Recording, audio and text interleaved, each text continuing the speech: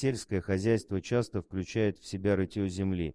Не каждый день фермер натыкается на что-то невероятное, работая на своем поле. И все же каким-то образом в одно и то же время два фермера в разных частях света сделали невероятные открытия. Эти два фермера и не подозревали, что их открытия совпадут и покажут нам, как мало мы на самом деле знаем о том, что у нас под ногами. В Аргентине 25 декабря 2015 года Хосе Антонио Ньевес проснулся и решил прогуляться по своему ранчо.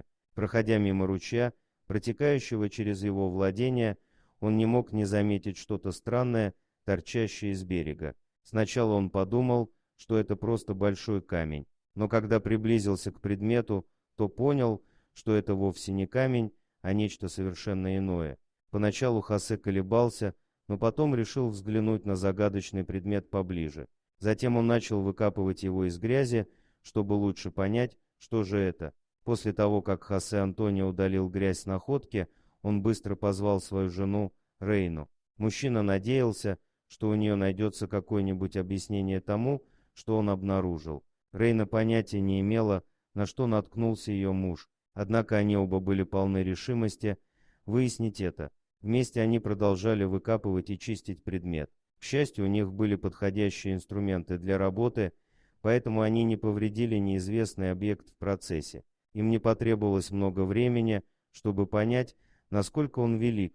В этот момент они решили, что им понадобится помощь, и вызвали полицию. К тому времени, когда Хосе и его жена позвонили в полицию, все больше и больше людей стали проявлять любопытство к происходящему. Но и они не могли понять, что же нашли фермеры. Прибывшая полиция тоже ничем помочь не могла. Первую подсказку смог дать пес, принадлежавший Хосе. Собаке не потребовалось много времени, чтобы заметить все происходящее и отправиться на место. Она сначала казалась ошеломленной и начала лаять, пока наконец не приблизилась к таинственному объекту. Это известный факт, что животные могут воспринимать вещи, которые недоступны для понимания людей. То, что собака вела себя так странно, доказывало, что это необычный камень. Увидев реакцию собаки, полицейские решили, что пришло время позвонить местным археологам, которые очень заинтересовались находкой. Исследователи организовали способ транспортировки объекта, чтобы его можно было исследовать в лаборатории. Правда, чтобы перевезти его, археологам пришлось сначала извлечь все из грязи. Так как, несмотря на то, что Хосе и его жена частично откопали находку, до полного ее извлечения из грунта было еще далеко. Кроме того, ученые боялись повредить что-нибудь, поэтому раскопки проводились очень аккуратно. Как только находку доставили в лабораторию, исследователи внимательно изучили ее и сделали шокирующее открытие. Они пришли к выводу, что перед ними окаменелость огромного панциря черепахи. Археологи не могли поверить своим глазам. Ученые выяснили, что панцирь принадлежал древнему глиптодону. Это существа, вымершие миллионы лет назад. Они являются дальними родственниками современных броненосцев.